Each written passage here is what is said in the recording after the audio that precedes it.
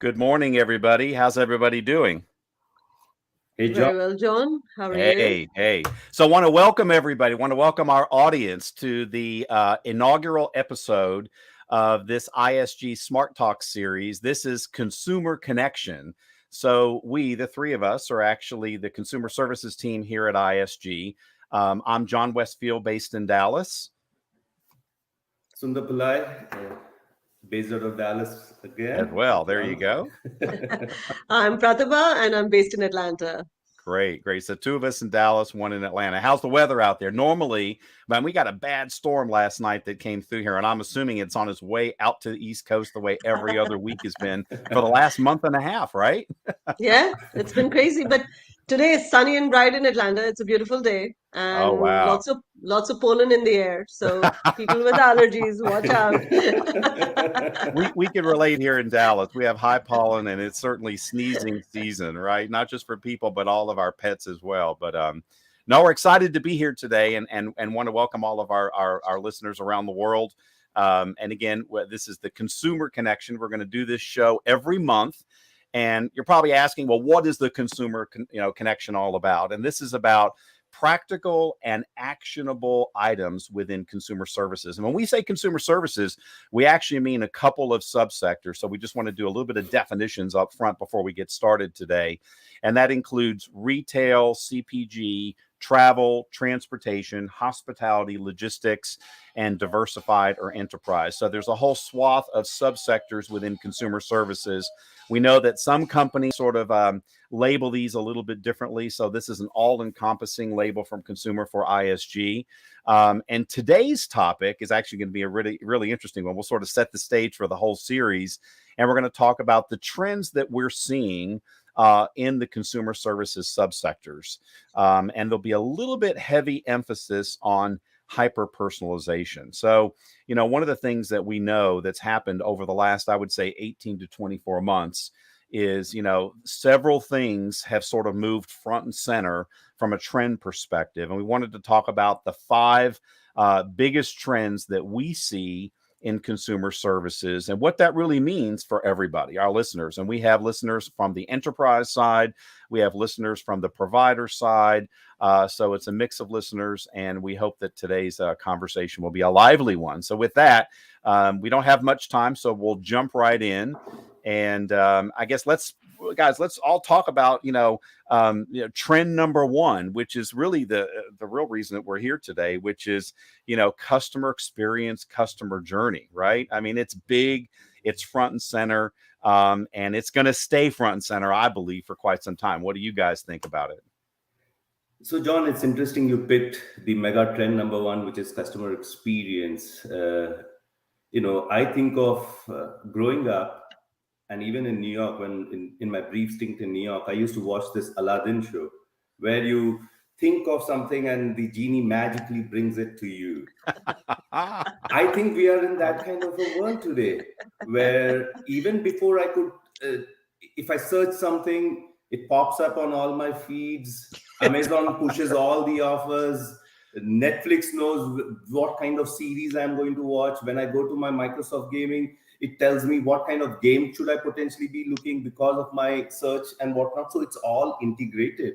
It And does, but I'm like, Thunder, but it's magical, but it's scary at the same time if you think about it, right? Right, but when you're talking about it, it has to be meaningful, right? I mean, Mhm. if the genie started to, bring me things that I don't want, that's, that's a genie that you would want to put back in the lamp, right? So, No, I agree. so I think that's really the critical ask, and I think uh, also, I mean, from the different subsector point of view, right? I mean, uh, uh, you know, we want hyper personalization, but we also want it to be contactless and frictionless in a way that you want it to be highly personalized, but but touch free, right? In many under many circumstances. So it's sort of straddling two different parts of the world, right? In that sense, right? So it's sort of an interesting time to be. Our sectors are all coming out, especially the travel, transportation, hospitality, and logistics sector. It's coming out of 2 years of the pandemic. We know summer's going to be crazy. More than 90% of Americans are going to be taking vacations.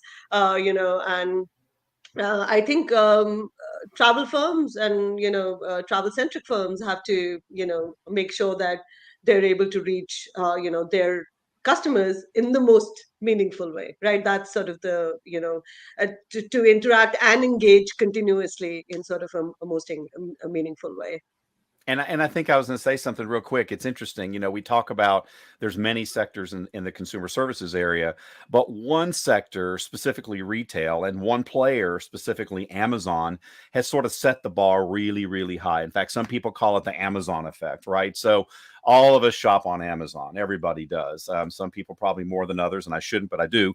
But anyway, one of the things that it does is it sets expectations that your experience that you have on Amazon, which is instantly being able to look at stuff and buy stuff and know exactly where it is on the map when it's being delivered to your house, almost down to the minute when it's going to arrive at your front doorstep, right? That sets the bar high for everybody else, because whenever I shop outside of Amazon online, or even when I'm just, shopping in general, I have that same expectation. It's like that instantaneous gratification, right? What do y'all think about that? But it's interesting, right? Because they've set the bar so high, I believe. So, John, here's my submission.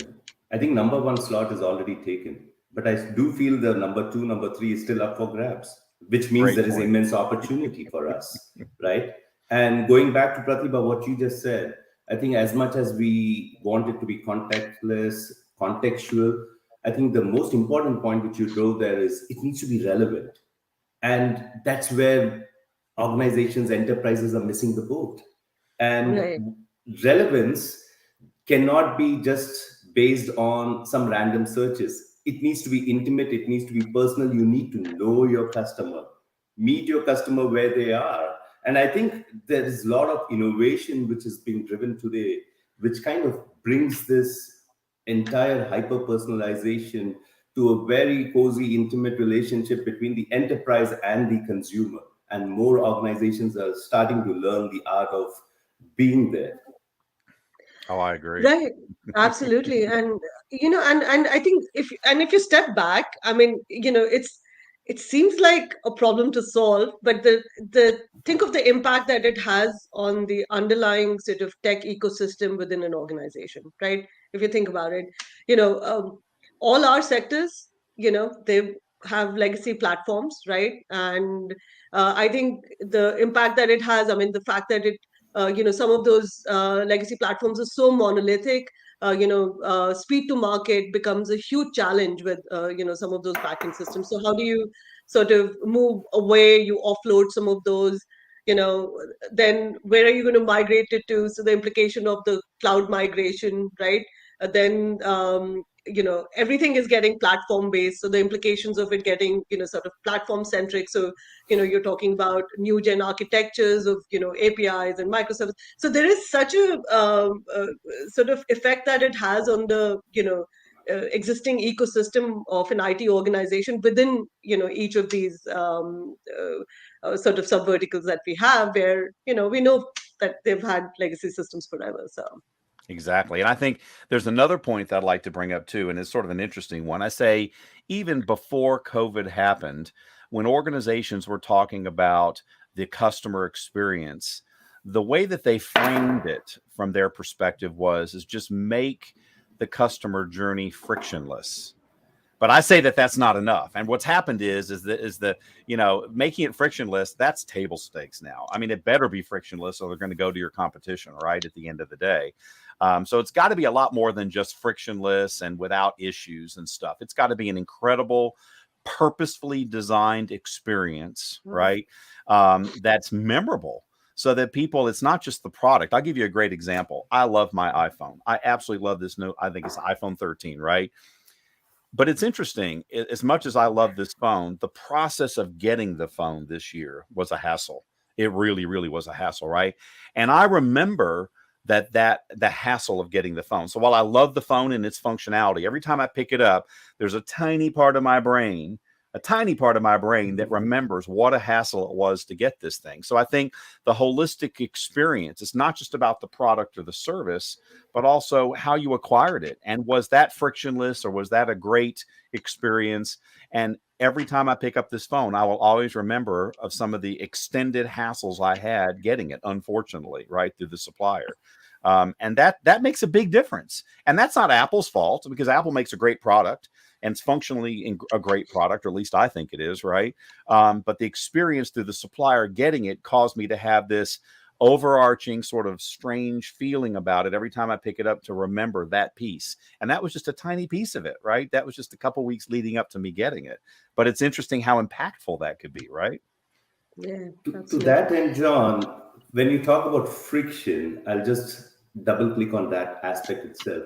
There are so many channels which has just mushroomed overnight thanks to the pandemic. We wanted to get things right and reach the customer at the right time with minimum effort or friction, so to say. But every time you introduce a new channel into a broader ecosystem, there has to be friction. There will be friction. I Yeah. mean, the other day I was having this conversation about supply chain, which is also part of the problem why you perhaps didn't have that experience which you would typically have with an Apple product. true. Yes. But supply chain was always broken. It did not take the pandemic to break the supply chain. It's just that now it's in the front and center because there are so many ways to get to that destination.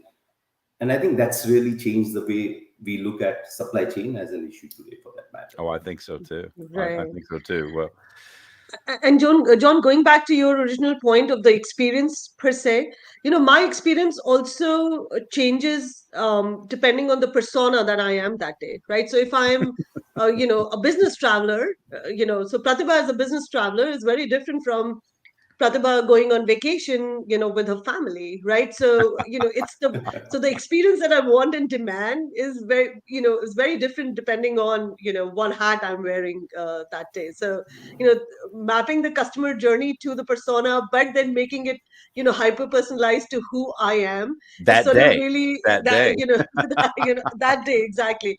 So there's this concept of day of travel, right? And the day of travel experience matters so much, it does. depending on who I am that day, right? So, if I'm No, taking, that's a great example. Well, hey, we only have 15 minutes left, believe it or not, so we better move on to our second trend, and it's an interesting one too, a lively one actually, and that's tech modernization. Everybody talks about it. Everybody talks about it, but it's it's front and center, and it isn't going away either, because especially in our industries or set of industries, lots of companies have data centers and tech that is sitting out there that's older than 35, 36, 37 years old in some cases, right? And they're struggling with that, combination or hybrid, if you will, of operating with those legacy systems and the new things. And how do you migrate as much as you can to modernize the systems, right? To bring them into 2022 and beyond. So, John, when you talk about tech debt, here's how I look at it. I mean, growing up, I was always told you need to be connected to your roots. Okay.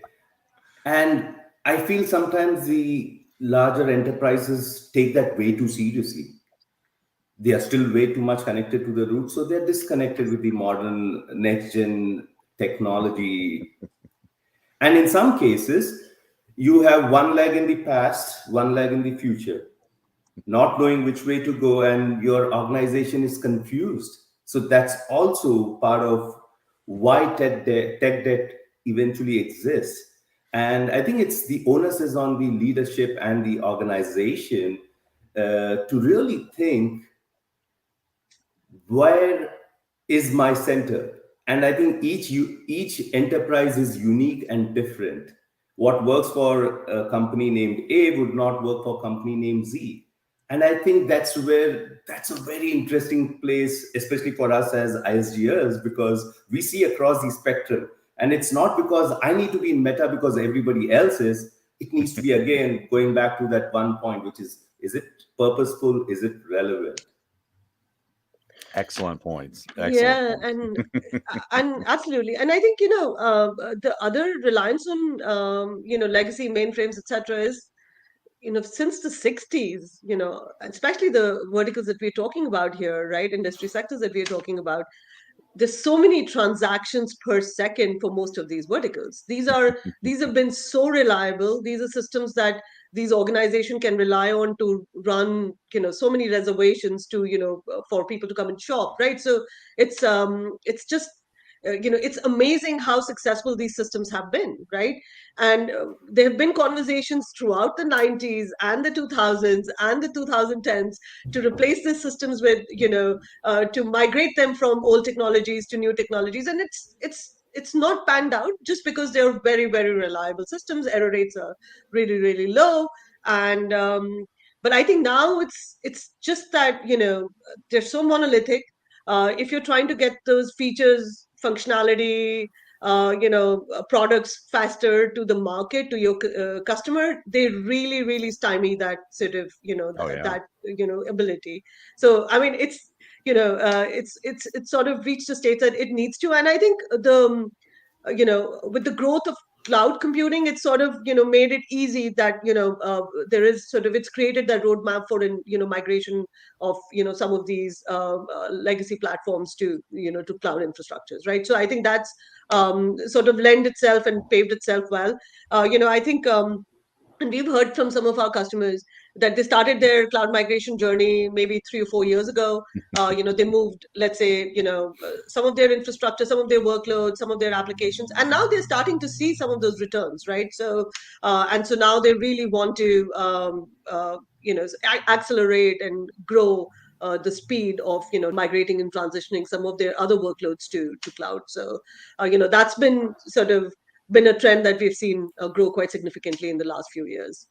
And Pratibha and Sundar, isn't the name of the game though that everyone talks about cloud migration and operating in the cloud, but even in let's call it future state, whatever the future state is for any particular enterprise, it's really always going to be hybrid because you're really never going to get rid of everything. And I think it's realizing and understanding and acknowledging the fact that there's going to be a hybrid environment. You're going to leave some stuff maybe on legacy systems, and maybe that's not the end of the world, right? And it's how you operate effectively, optimally, efficiently, all those things in this hybrid environment, because not everything's going to move out there, and nor does everything need to, right? Unless you're born in the cloud, then of course everything would be in the cloud. But how many of the companies in our space were really born in the cloud? Not a lot of the Yeah. household name ones, at least, aren't, right? So And the way I look at it, John, is I think there are system of records and there are system of experiences, right?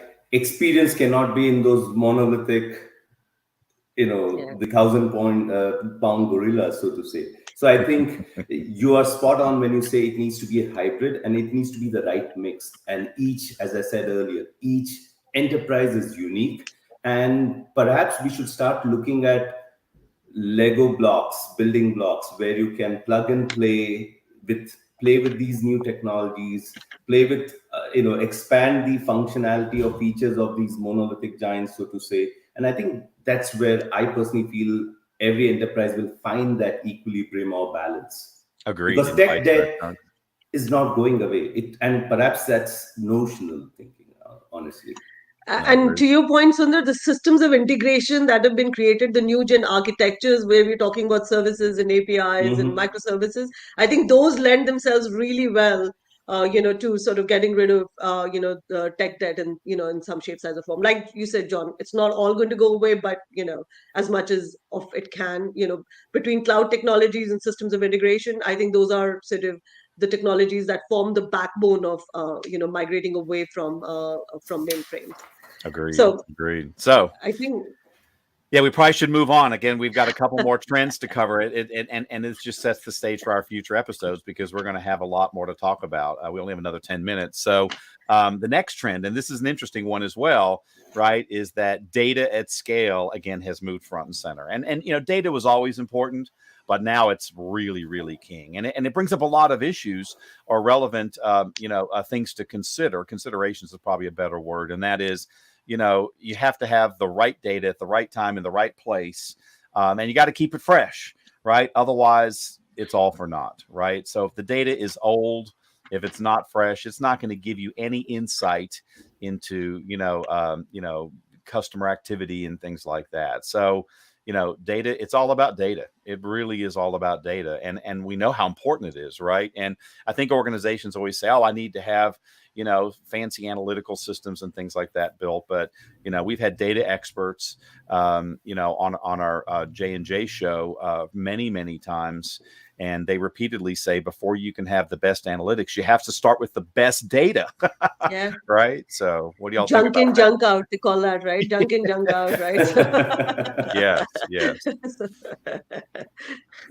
So, John, when you talk about data at scale, I would tie it to the 3 points which we discussed earlier: being relevant, contextual, purposeful, right? And at scale, why are we struggling at scale? Again, even if we just look at the past 12, 24 months, whatever has happened during the course of the pandemic, we have just come up with new ideas, new channels, and the left hand doesn't know what the right hand is doing. And that's because, again, the example of iPhone and the experience which you spoke about, that's because of the system is broken. The data is not flowing through your ecosystem, and that plumbing needs to be fixed. It sounds very simple, but when you're looking at a giant organization, it's complicated, and that's a challenge which I bet we all would love to be part and parcel of. Yeah, It is. It is. absolutely. So, look, I don't think most organizations got their, MDM, their master data management, act together, before the advent of unstructured data, right? When you start looking at, external data, you start looking at social media data, and start combining structured data and unstructured data, the challenges there are humongous, right? And, then again, driving clean data, driving governance, and all of that. I think I read somewhere where it said that data is the new oil, but it really needs to be processed to be useful, just like oil, right? Like crude to to the fuel that we use in our And you have to cars, right? change it out. It has to be fresh. It has to stay fresh, Yes, right? it has to stay fresh. It has to be updated. It has to be and governed, right? So it's like um, a lot of that. And I think um, but data is really what finally data ecosystems are the ones really that drive the experience piece, right? Because they drive Absolutely. the analytics, they drive predictive and prescriptive, and then they help you reach, like, drive customer 360 in many ways, right? So to be able to Exactly. reach out to the right customer at the right time with the right experience using the right channel, that's that sort of thing, right? So data is the backbone. So Fully agreed. So hey, so we need to move on. Unfortunately, again, we could probably spend hours on each one of these topics. But so the fourth trend that we see that's become overarching is this, intense focus on optimizing the operation. And there's several ways to think about it, right? Through automation, visibility into things like the supply chain, getting rid of these monolithic ERP systems, right? And maybe moving them out to the cloud. So, operationally, companies are saying, how do I reduce my cost, my total cost of ownership, and then also provide, extra insight, especially in the area of supply chain, by, really taking a look at my operation and optimizing that. And that's key. That's key, right? So when we talk about optimizing operations, John, for me, it tells visibility. And you cannot have visibility if you do not have the data flowing through your ecosystem again. And somewhere the systems are broken. We talk about supply chain. We do not have visibility into the second absolutely. supplier or the third supplier or the fourth one. We just look at the first one and we think, hey, everything is going to be okay. We assume that because that's how systems have been. The second aspect is there is a lot of manual work happening, even though there are systems of records. So every time I walk into a meeting, think of this, right? I need to present something. I download that file onto an Excel, make some custom changes because the Excel file doesn't look good. I share it with my stakeholders. They take it further. But the system of record is still not updated. And someone sitting on the ship is actually looking at that data and driving, making his or her own decisions. So it's not just that the systems are not available, it's also about the process. It's as much as it is about automation. So I think it's a combination of process optimization and some level of some degree of automation, which would perhaps help us to be in a better place, perhaps. Agreed.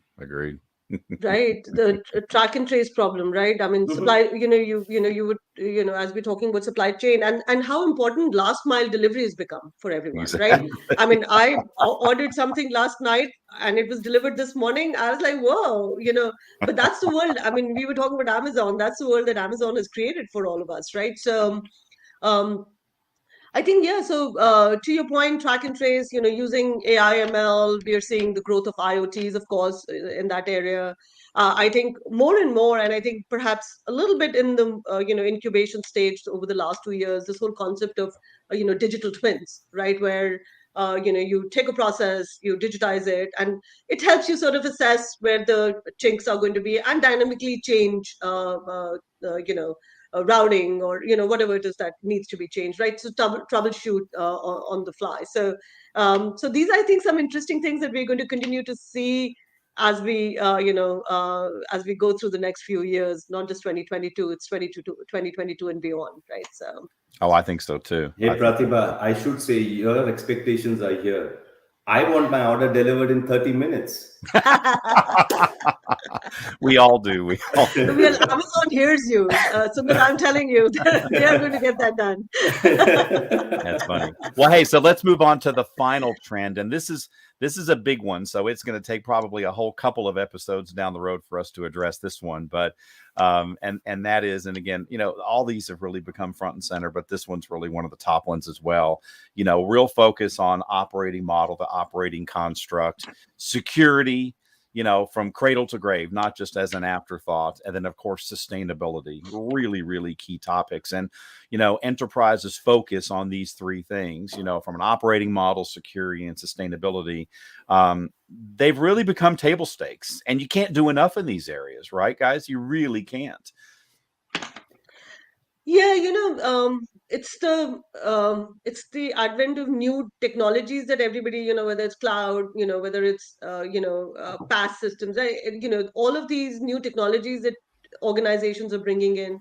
It's sort of new ways of working that we are bringing in, right? So from your waterfall to agile to product led to DevOps and DevSecOps. I mean, how we build things and how we created things has changed so much, right? So when you look at new products, new ways of doing business, you know, organizational change is something that it's at a rapid pace, right? We're seeing that IT groups are actually just transforming, and it's interesting. It's actually having a great impact on the business groups as well, that drive sort of the business outcomes that that these IT systems are looking to achieve, right? So we see change management is growing growing significantly. But I think the other aspect of that, John, that we talk about a lot is how internal training, L&D groups within within transformation groups that are coming up, where organizations are reskilling their workforce in new technologies and these sort of new methodologies and new ways of doing business, right? So that's a growing demand that we're seeing. A lot of our client organizations are looking to reskill, cross skill, retrain their own internal IT resources. Agree. And do it all sustainably, by the way, Yep. right? Absolutely. And like and security, we said how critical that is, right? End to end, Absolutely. so I don't think, I mean, that is a subject in itself that That's right. We're not could doing last a it few justice hours. by only spending a few Yeah. minutes on it. But I think sustainability, security, operating model, for me, the way we do business has changed. The employee experience has changed as consumers of this marketplace. Hence, operating model cannot be the way it was, irrespective of whether it's agile, DevOps, or whatever we call it. And security, of course, we want to be trusting anything and everything, but zero trust is the mantra, at least in retail. I mean, John, you and I have had multiple conversations around that. And talking about sustainability very briefly, which for me briefly on sustainability is 30 minutes, by the way, just warning. But it's important because consumers are very much aware. They want to know what's going in their system, in their bodies, what are they consuming, more importantly, where it's coming from, how organically or how it's being sourced. So you have the entire traceability around it.